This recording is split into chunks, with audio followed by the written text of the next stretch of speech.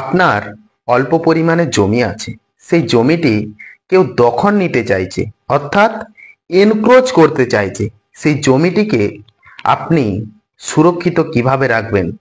সেই প্রপার্টি, সেই ল্যান্ড, সেই জমিটিকে কেউ যদি সেই জমিটি দখল নিয়ে নেয়, তার বেনিফিট, তার সুবিধার্থে সে বিভিন্ন ধরনের অ্যাক্টিভিটি, কার্যকলাপ করতে পারে, জমিটি বিক্রি করে দিতে পারে, বিভিন্ন রকম কার্যকলাপ করতে পারে।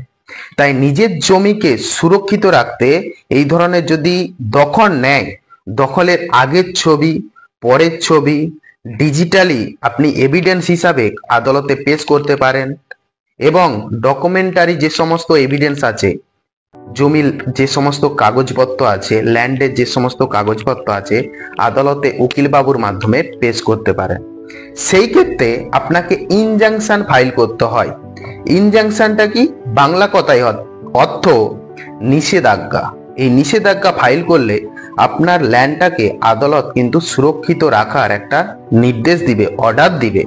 সেই ক্ষেত্রে এই যে ইনজাংশনের ব্যাপারটা, in the civil procedure code অর্থাৎ সিপিসিতে provide to order 39 rule 1-2 provide authority for court grant temporary injunction.